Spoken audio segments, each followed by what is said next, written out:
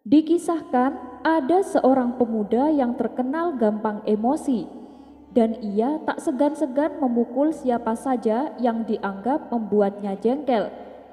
Akibat perilakunya ini, si pemuda dijauhi oleh masyarakat. Padahal si pemuda sudah berusaha sekuat tenaga untuk mengendalikan amarahnya, namun usahanya sia-sia. Setelah bertahun-tahun lamanya, si pemuda yang mudah naik darah ini menyadari bahwa ia sering mendapatkan kesulitan karena sifatnya itu. Suatu hari, ia mendengar tentang seorang darwis yang berpengetahuan dalam. Ia pun menemuinya untuk meminta nasihat. Sang darwis berkata, "Hai anak muda, pergilah ke sebuah persimpangan jalan di sana. Kau akan menemukan sebatang pohon yang mati. Berdirilah di bawahnya dan berikan air kepada setiap pejalan yang lewat." Esok harinya, si pemuda melaksanakan seperti yang diperintahkan. Hari-hari pun berlalu, dan ia pun dikenal sebagai seorang pemuda yang ramah dan murah hati. Setiap ada orang yang lewat di depannya, si pemuda selalu memberikan salam dan senyuman lalu memberinya segelas air minum. Bahkan ketika ada orang lewat yang mengejeknya, si pemuda hanya tersenyum. Pernah juga ada beberapa anak kecil yang melempari si pemuda dengan batu. Mereka mengira si pemuda adalah orang gila, tapi si pemuda tetap tersenyum. Ia memberi nasihat dengan lemah lembut kepada anak-anak tersebut bahwa dirinya bukanlah orang gila. "Alhamdulillah, sekarang aku mulai bisa mengendalikan emosiku," kata si pemuda dalam hati penuh rasa syukur. Hingga pada suatu hari, lewatlah seorang lelaki berjalan tergesa-gesa di hadapannya. Si lelaki membuang muka ketika ditawari air. Ia terus bergegas melanjutkan perjalanannya. Melihat hal itu, entah kenapa si pemuda tiba-tiba menjadi emosi. Ia pun memanggilnya berulang kali. "Hei, kembali kau, balas salamku, minum air ini," teriak si pemuda. Tetapi lelaki tersebut tidak menghiraukannya.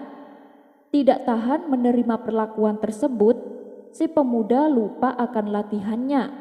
Ia mengejar lelaki itu dan memukulinya tanpa ampun. Karena saking emosinya, si pemuda memukulinya dengan sekuat tenaga hingga membuat lelaki asing tersebut jatuh ke tanah dan mati seketika. Melihat hal itu, si pemuda segera tersadar akan kehilafannya. Ia pun segera menemui gurunya yang seorang darwis dan menangis sesenggukan di hadapannya. "Saya telah gagal, guru, maafkan saya," kata si pemuda menyesali perbuatannya. "Tahukah kamu siapa lelaki yang telah kau bunuh itu? Dia adalah seorang pembunuh yang sedang dalam perjalanan untuk melakukan kejahatan terburuk sepanjang hidupnya. Emosimu itu telah menyelamatkan seseorang dari perbuatan jahat yang akan menimpanya." Seringnya kita menahan dan mengendalikan emosi, ada kalanya emosi keluar dengan sendirinya tanpa kita sadari, dan biasanya untuk suatu kebaikan. Tapi emosi seperti itu tidak muncul setiap waktu.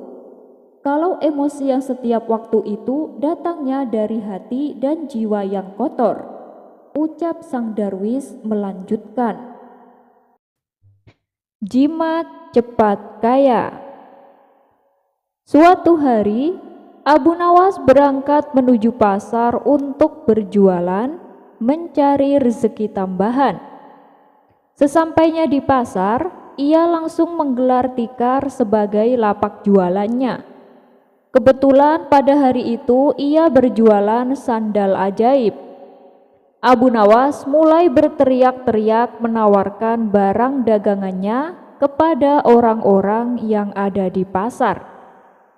"Sandal ajaib, silahkan dibeli sandal ajaib," teriak Abu Nawas berkali-kali di pasar. Sesaat kemudian datang seorang pemuda menghampirinya dan melihat-lihat barang dagangannya. "Silahkan Tuan, mau membeli sandal?" tanya Abu Nawas. "Iya, apakah ini sandal ajaib?" tanya si pemuda. "Oh, tentu saja Tuan, sandal ini sandal ajaib," jawab Abu Nawas. "Saya tuh ingin mencari sandal yang bisa merubah hidupku yang miskin ini," kata pemuda itu. "Hah? Gimana maksud Tuan?" tanya Abu Nawas lagi. "Jadi gini, saya ini kan sudah lama miskin dan ingin sekali menjadi orang kaya. Saya ingin membeli barang yang bisa memberi saya sebuah keberuntungan," kata pemuda itu. Sejurus kemudian, Abu Nawas menunjukkan salah satu sandal ajaibnya. Ia mengatakan bahwa sandal itu akan membuat pemiliknya dari tidak berada menjadi berada. Karena tertarik dengan kata-kata Abu Nawas, tanpa berpikir panjang, pemuda itu langsung membeli sandal ajaib yang dijual oleh Abu Nawas. Pemuda itu langsung memakai sandal ajaib tersebut, kemudian meninggalkan Abu Nawas dan berkeliling kampung, dengan harapan semoga keberuntungan segera berpihak kepadanya. Pemuda tersebut terus-menerus berjalan mengitari kampung-kampung menggunakan sandal ajaibnya tersebut. Namun harapannya tak kunjung terwujud juga. Bukannya keberuntungan, si pemuda malah mendapatkan kemalangan. Ia hampir saja dihakimi warga karena dikira pencuri yang sedang warawiri mengintai mangsa. Hari sudah menjelang sore. Dengan perasaan marah dan kecewa, ia akhirnya mencari Abu Nawas untuk meminta pertanggungjawabannya. Setelah bertanya ke sana dan kemari, akhirnya ia menemukan Abu Nawas. "Assalamualaikum," sapa pemuda itu. "Waalaikumsalam. Ternyata Tuan. Bagaimana kabar Tuan?" tanya Abu Nawas. "Ah, kabar buruk. Aku tidak merasakan keberuntungan apa-apa setelah memakai sandal ini. Malahan hampir saja aku celaka dihajar warga kampung gara-gara dikira pencuri. Padahal engkau kan sudah mengatakan bahwa sandal ini akan membawa keberuntungan kepada pemiliknya. Mana buktinya?" protes si pemuda. "Tunggu dulu Tuan, seingat saya tuh tidak pernah mengatakan seperti itu Tuan," sanggah Abu Nawas. "Saya itu hanya mengatakan bahwa sandal ini akan membuat orang yang tidak berpunya menjadi berpunya. Buktinya adalah Tuan, sebelumnya kan belum memiliki sandal ajaib. Nah, sekarang kan sudah memilikinya," kata Abu Nawas. Mendengar penjelasan Abu Nawas, pemuda itu pun terdiam. Ia akhirnya sadar bahwa dirinya sedang salah menafsirkan. "Lalu, mengapa engkau mengatakan bahwa sandal ini ajaib?" tanya si pemuda. "Oh, itu. Ya kalau itu kan memang namanya sandal ajaib, bukan sandalnya yang ajaib," jawab Abu Nawas. "Gini Tuan, jangan percaya kepada barang ajaib. Karena percaya kepada sesuatu selain Allah bisa membuat kita syirik dan akan mendapatkan kesusahan di dunia dan di akhirat kelak. Buktinya yang Tuan alami sendiri hari ini. Oleh karena itu Tuan, segeralah bertobat kepada Allah Subhanahu wa Ta'ala," tambah Abu Nawas. Akhirnya dengan perasaan malu, pemuda itu pun pergi begitu saja tanpa sepatah kata pun. Ia menyadari jika ia telah melakukan kesalahan karena mengharap sesuatu kepada selain Allah dan tanpa berusaha. Mulai saat itu juga ia langsung bertobat kepada Allah. Kisah selanjutnya, di dalam ajaran agama Islam, Allah Subhanahu wa Ta'ala telah mewajibkan umat Islam untuk mengeluarkan zakat, yaitu sebagai haknya harta, yaitu dengan memberikan sebagian kecil hartanya kepada golongan yang berhak menerima dan bersifat untuk mensucikan harta. Dan ada satu kisah yang terkenal dari sahabat Nabi Muhammad SAW. Kisah ini juga dapat menjadi pembelajaran kita sebagai umat Islam untuk memahami dan juga mempraktekkan tentang kewajiban berzakat. Sa'labah bin Khatib namanya begitu terkenal dalam sejarah Islam. Hanya saja namanya tercatat sebagai seorang yang memiliki akhlak buruk. Seperti Qorun, Sa'labah menolak berzakat. Ia mengingkari janjinya terhadap Rasulullah SAW. Akhirnya Sa'labah binasa karena enggan membayar zakat. Pada awalnya Sa'labah adalah orang yang miskin. Saking miskinnya, ia hanya memiliki selembar baju. Ketika ia selesai sholat berjamaah, ia harus pulang karena ia harus bergantian pakaian dengan istrinya. Lama-kelamaan ia tak tahan dengan ujian kemiskinan tersebut. Ia memberanikan diri menghadap Rasulullah SAW, lalu meminta beliau untuk mendoakannya agar menjadi orang kaya. Pada awalnya Rasulullah menolak untuk mendoakannya. Sa'labah semakin menggila. Ia justru mendesak Rasulullah agar mendoakannya. Ia berjanji jika ia nanti mendapatkan harta berlimpah, ia akan menggunakan kekayaan tersebut untuk berjuang di jalan Allah Subhanahu wa Ta'ala. Rasulullah SAW pun luluh. Dengan sepenuh hati, Rasulullah menengadahkan tangannya ke langit seraya berdoa agar Allah melimpahkan rezeki kepada Sa'labah. Selesai berdoa, Rasulullah SAW memberi Sa'labah seekor kambing betina yang sedang bunting. Rasulullah meminta Sa'labah merawatnya dengan baik-baik. Dengan hati berbunga-bunga, Sa'labah menerimanya dan yakin akan menjadi orang kaya. Hari berganti hari, bulan berganti bulan. Sa'labah yang dulunya miskin berubah menjadi orang kaya yang terpandang. Ia memiliki kambing yang berjumlah ribuan. Pada setiap lembah dan bukit terdapat kambing milik Sa'labah. Perkembangan kambing Sa'labah bagaikan air bah yang sulit dibendung. Kandang-kandang milik Sa'labah selalu tidak muat menampung kambing-kambingnya. Ia pun selalu membangun kandang baru, meskipun akhirnya dalam waktu singkat kandang-kandang tersebut sudah penuh sesak oleh kambing-kambing miliknya. Keadaan itu membuat Sa'labah semakin sibuk. Ia yang dulunya aktif sholat 5 waktu berjamaah, akhirnya hanya datang ke masjid pada waktu zuhur dan asar saja. Dan ketika kambingnya bertambah semakin banyak, ia pun lupa. Ia sama sekali tidak pernah datang ke masjid untuk berjamaah. Jangankan sholat berjamaah, sholat sendiri pun akhirnya tak ia lakukan. Harta membuat Sa'labah lupa. Ia juga tak mau membayar zakat, infak, dan juga sedekah.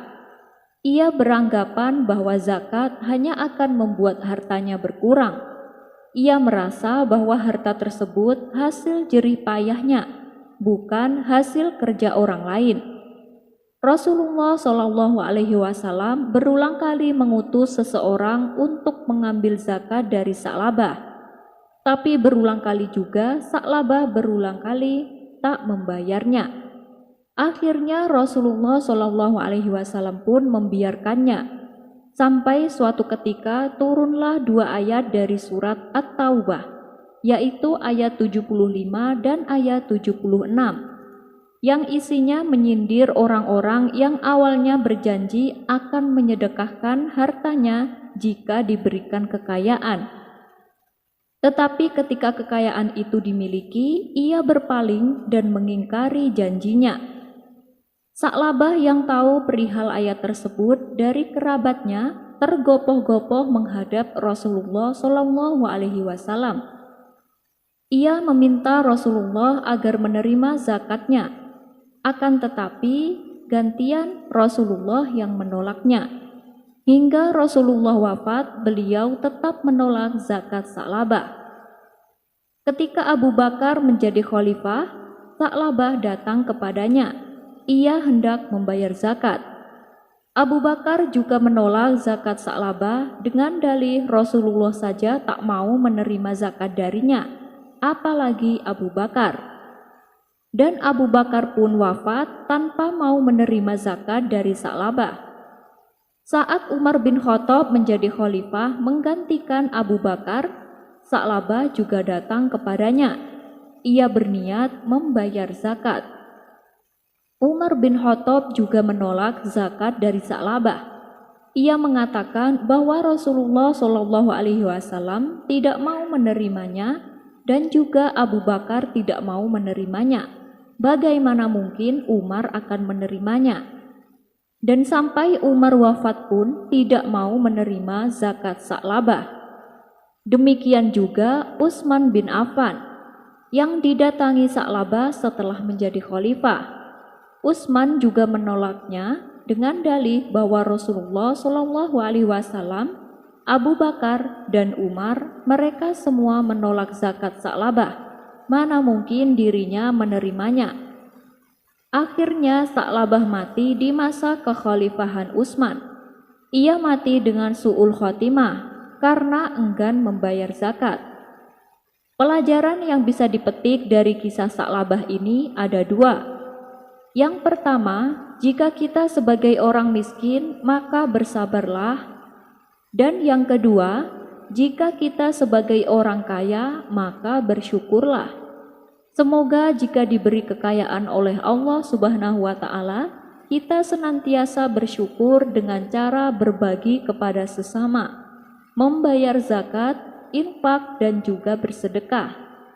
Sebagai umat Islam, umatnya Rasulullah Shallallahu Alaihi Wasallam, bagaimana perasaan kita seandainya kita dibenci oleh sahabat Utsman, dibenci sahabat Umar, dibenci sahabat Abu Bakar, dan juga dibenci oleh Rasulullah Shallallahu Alaihi Wasallam? Berpikirlah dan semoga bermanfaat. Wallahu a'lam bishawab. Kisah selanjutnya. Abu Nawas yang terkenal cerdik juga terkenal dengan sifat dermawannya. Setiap ada kawan yang datang ke rumah, Abu Nawas selalu mengajaknya makan bersama. Namun sayangnya, kedermawanannya ini justru dimanfaatkan oleh kawan-kawannya yang rakus. Ketika mereka merasakan lapar, mereka mendatangi rumah Abu Nawas, berpura-pura ingin bersilaturahmi. Tentu saja Abu Nawas menyambutnya dengan hangat dan mengajak mereka untuk makan bersama. Semakin hari, semakin banyak kawan yang datang, sehingga membuat Abu Nawas mulai menyadari kalau dirinya hanya dimanfaatkan. Hingga akhirnya muncullah sebuah ide untuk mengerjai mereka. Suatu hari, saat kawan-kawan Abu Nawas datang, dia segera pergi ke belakang rumah. Sementara mereka menunggu di ruang tamu. Kemudian Abu Nawas memasukkan beberapa batu ke dalam panci dan dimasaknya di atas tungku. Abu Nawas pasti sedang masak makanan yang lezat, bisik salah satu dari mereka. Kalau tiap hari seperti ini, kita bisa makan gratis selamanya, timpal yang lainnya. Tidak berapa lama kemudian, Abu Nawas datang dengan membawa nampan dan diletakkan di atas meja. Lalu saat salah satu dari mereka membuka nampan tersebut, ternyata isinya air kuah bercampur batu. Mereka pun heran dan bertanya kepada Abu Nawas, "Hei Abu Nawas, ini isinya kok batu?" Abu Nawas pun tersenyum dan membalasnya dengan berkata bahwa kehadiran dan persahabatan adalah yang paling utama, bukan makanan. "Mangan ramangan sing penting kumpul, makan tidak makan yang penting kita berkumpul." Makam keramat misterius. Biasanya ketika ada sebuah makam keramat yang diziarahi banyak orang, dikarenakan di situ dikuburkan seorang yang alim atau pahlawan yang berjasa besar. Namun berbeda dengan makam keramat Abu Nawas. Dikisahkan sepulang Abu Nawas bersilaturahim ke rumah sahabatnya, ia diberi hadiah seekor keledai sebagai kenang-kenangan. Beberapa hari kemudian, Abu Nawas mendengar kabar bahwa sahabatnya itu meninggal dunia. Abu Nawas pun merasa sedih. Ia tak menyangka sahabatnya yang sangat dicintai itu pergi begitu cepat meninggalkan dunia ini. Dan untuk mengobati rasa kehilangannya, Abu Nawas pun merawat dengan baik keledai pemberian sahabatnya itu. Abu Nawas memperlakukan si keledai dengan sepenuh hati, layaknya memperlakukan sahabatnya yang telah meninggal tersebut. Kemudian tak berselang lama, Abu Nawas kembali dirundung duka. Keledai pemberian sahabatnya itu juga ikut mati. Ia lalu menguburkannya di kampung sahabatnya yang telah meninggal itu. Setelah mengubur keledainya, Abu Nawas pun bersimpuh di pusara makam sambil meratapi keledainya untuk beberapa waktu. Abu Nawas terlihat khusyuk berdoa dengan bercucuran air mata. Kemudian rombongan warga melintas di tempat itu. Mereka berpikir pasti itu adalah makam orang yang sakti, sebab Abu Nawas yang terkenal alim dan pintar saja sampai rela datang ke kampung mereka hanya untuk menziarahi makam itu.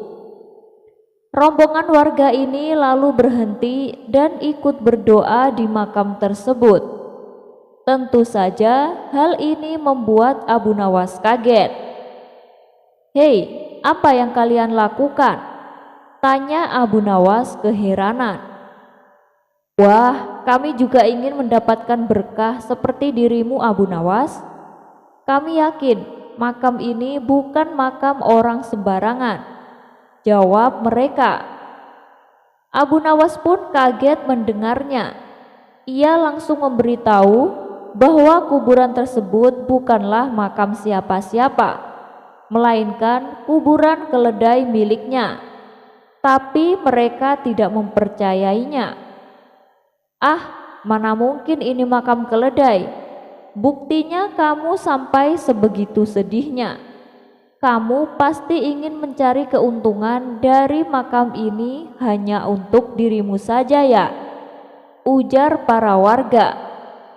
Abu Nawas pun sudah berkali-kali mencoba meyakinkan, tapi mereka tak menghiraukannya.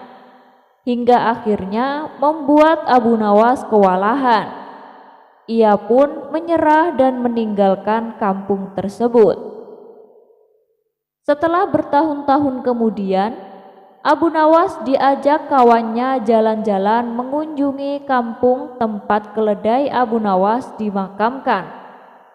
Sesampainya di sana, Abu Nawas dan kawannya merasa heran. Kenapa ada banyak orang mengunjungi sebuah makam? Bahkan ratusan orang terlihat antri bergantian menziarahi makam tersebut. Abu Nawas dan kawannya pun menjadi penasaran. Mereka sangat ingin mengetahuinya.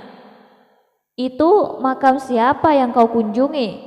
Tanya Abu Nawas kepada seseorang yang kebetulan melintas di hadapannya. Itu makam keramat, Tuan, jawab orang itu singkat. Ayo Abu Nawas, kita ke sana. Aku sangat penasaran. Ajak kawannya. Mereka berdua pun lalu mendekati makam keramat yang dimaksud, dan ramai dikunjungi sampai ratusan orang itu. Ternyata makam tersebut adalah makam keledai Abu Nawas yang telah bertahun-tahun meninggal. Melihat hal itu, spontan Abu Nawas tertawa terpingkal-pingkal. Hei Abu Nawas, kenapa kamu tertawa? Apa ada yang lucu? Tanya kawannya heran. Kamu tahu tidak makam siapa itu? Tanya Abu Nawas. Loh, memangnya kamu tahu? Kata kawannya balik bertanya. Ya tentu saja aku tahu. Aku sangat mengenali makam itu, jawab Abu Nawas. Abu Nawas lalu menceritakan kisah makam keledai pemberian sahabatnya itu. Mendengar cerita tersebut, sang kawan seketika ikut tertawa terpingkal-pingkal. Tingkah Abu Nawas dan kawannya ini membuat ratusan peziarah merasa terganggu dan menganggap mereka mengolok-olok makam keramat. Orang-orang lalu menegur Abu Nawas agar menjaga sikap, tapi Abu Nawas justru malah tertawa lebih kencang. Tentu saja hal ini membuat orang-orang emosi. Mereka segera menangkap Abu Nawas dan hendak memukulinya. Woi, tunggu dulu, kalian itu jangan cepat emosi. Kalian tahu tidak? Makam yang kalian anggap keramat itu bukan makam orang alim, tapi makam keledaiku yang telah mati. Aku sengaja menguburnya di situ. Kalau kalian tidak percaya, gali saja kuburan itu. Kalau aku berbohong, silahkan kalian bunuh aku. Ratusan orang yang hadir saling tatap satu sama lain. Ada yang percaya, ada pula yang tak percaya.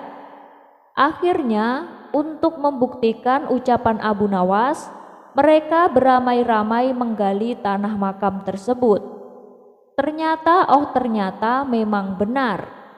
Yang mereka temukan adalah tulang belulang seekor keledai.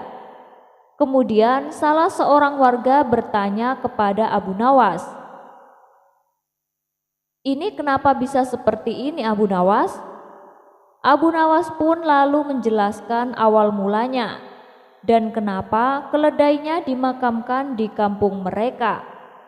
Itu dikarenakan keledai miliknya adalah pemberian sahabatnya yang telah meninggal dunia, yang juga merupakan penduduk kampung itu. Dan sejak saat itulah orang-orang menjadi sadar dan tak lagi menganggap keramat makam tersebut. Abu Nawas melawan jin ifrit. Pada suatu hari, saat Baginda Raja sedang duduk santai di singgasananya, datanglah seorang kepala dusun menghadap Baginda Raja. Ia mengadukan permasalahan yang sedang menimpa di kampungnya. Ampun Paduka yang mulia, hamba mohon pertolongan Paduka, pinta kepala dusun tersebut. Memangnya apa yang menimpa kampungmu? Tanya Baginda Raja. Begini Paduka yang mulia, akhir-akhir ini di kampung kami sering diganggu jin yang jahat, ujar sang kepala dusun. Kenapa bisa begitu? Apa yang membuat jin tersebut mengganggu kampungmu? Tanya Baginda Raja heran. Karena kampung kami sangat subur Paduka yang mulia dan mempunyai kekayaan alam yang berlimpah. Hampir setiap musim panen kami selalu mendapat banyak keuntungan, jawab kepala dusun. Mendengar jawaban tersebut, Baginda Raja menjadi bingung. Lalu apa hubungannya? Masa gara-gara kampungmu subur, membuat jin tersebut mengganggu kampungmu? Tanya Baginda Raja heran.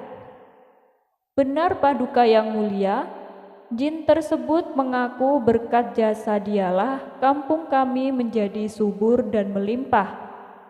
Oleh karenanya, setiap datang musim panen, ia meminta tumbal seorang gadis.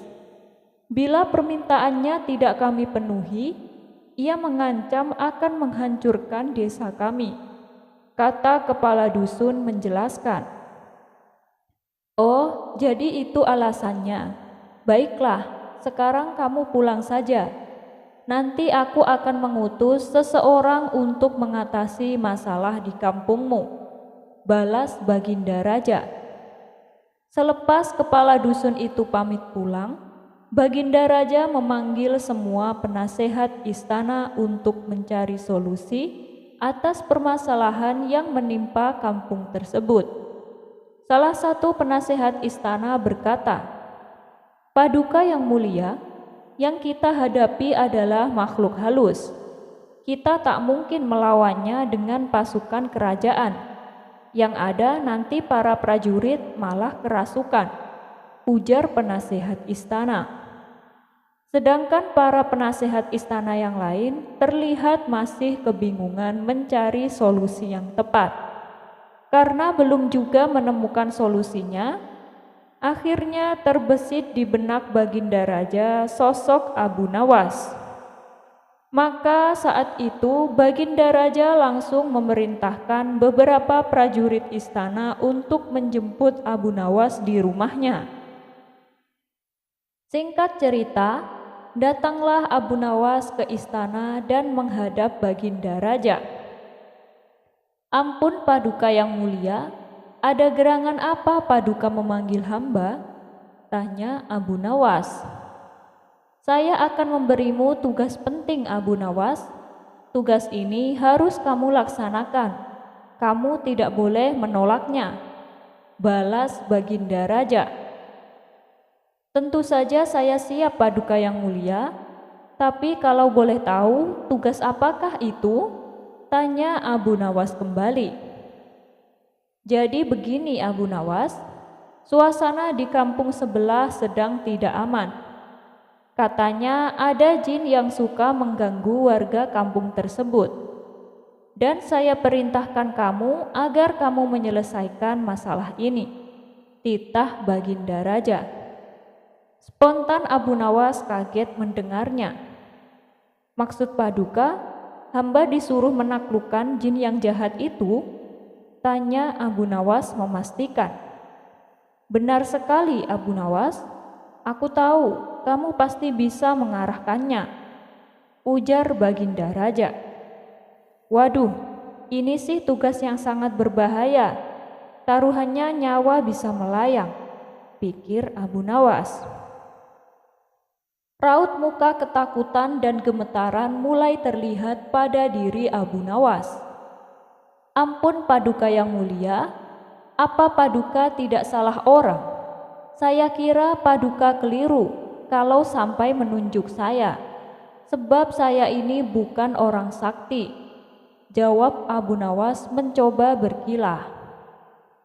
Wahai Abu Nawas, aku tahu kamu memang bukan orang hebat, bukan pula orang sakti. Tapi dengan akal cerdikmu, aku yakin kamu bisa mengalahkan jin jahat itu, ucap Baginda Raja. Dengan berat hati, terpaksa Abu Nawas menerima tugas tersebut. Karena apabila ia menolaknya, ia bisa dihukum berat oleh Baginda Raja. Pada keesokan harinya, berangkatlah Abu Nawas menuju kampung yang dimaksud. Setibanya di sana, ia langsung menemui kepala dusun. Apakah Anda utusan Baginda Raja? Tanya kepala dusun. Iya benar, saya diutus Baginda Raja ke sini, jawab Abu Nawas. Kepala dusun itu lalu menceritakan semuanya tentang sosok jin yang sering mengganggu kampungnya. termasuk meminta tumbal seorang gadis saat musim panen tiba. Setelah mendengar secara seksama, Abu Nawas lalu bertanya, "Apakah di antara para warga ada yang pernah melihat wujud jin tersebut?" Sang kepala dusun pun menjawab, "Saya kira hampir semua dari warga kami pernah melihatnya. Saya sendiri juga pernah melihatnya." Abu Nawas kemudian kembali bertanya, "Lalu bagaimana wujudnya?" Kepala dusun tersebut menjawab, "Tubuhnya tinggi dan rambutnya dikuncir. Di antara kepalanya ada yang botak." Seketika Abu Nawas langsung mengetahui kalau jin yang dimaksud adalah jin ifrit. "Sepertinya aku harus mencari cara agar bisa mengalahkannya," pikir Abu Nawas. Setelah berpikir agak lama, muncullah ide cemerlang di otaknya. "Bagaimana Tuan? Apakah Tuan sanggup menghadapinya?" tanya kepala dusun kepada Abu Nawas. "Tenang saja, jin ifrit itu pasti akan bertekuk lutut di hadapanku. Pada dasarnya dia hanya menggertak saja. Pasti ada wanita yang sedang disukai. Begini saja, saya akan menulis surat tantangan untuknya. Dan saya minta tolong supaya suratku ini diberikan kepada jin ifrit itu," perintah Abu Nawas kepada kepala dusun. Abu Nawas kemudian membuat surat tantangan dan memberikannya kepada kepala dusun untuk disampaikan kepada jin ifrit. Setelah surat tantangan dari Abu Nawas diberikan kepada jin ifrit, tak pelak jin ifrit pun menjadi marah. Dia berjanji akan membunuh siapa saja yang berani menantangnya. Sambil menunggu waktu pertandingan, Abu Nawas membuat sandal yang sangat besar. Tingginya saja sampai 40 meter. Ketika sandal tersebut selesai dibuat Abu Nawas lalu meletakkannya di tengah lapangan, di mana lapangan itu nantinya akan menjadi tempat bertanding antara Abu Nawas dan jin ifrit. Setelah sebulan berlalu, tibalah saatnya waktu yang ditentukan tiba. Jin ifrit yang sudah geram menahan emosi langsung menuju lapangan untuk menghancurkan orang yang menantangnya. Jin ifrit datang dengan suara yang menggelegar. "Di mana laki-laki yang berani menantangku? Keluarlah, aku akan menghancurkan tubuhnya," ucapnya sambil marah-marah. Para warga yang tadinya berkumpul hendak menyaksikan spontan pada berlarian meninggalkan lapangan karena takut menjadi sasaran amukan jin ifrit. Tidak berapa lama muncullah Abu Nawas ke tengah lapangan untuk menghadapi jin yang jahat itu. "Oh, jadi kamu yang bernama Abu Nawas, orang yang berani menantangku. Apa kamu sudah bosan hidup? Ayo sekarang kita bertarung," tantang jin ifrit. "Maaf, Anda salah orang.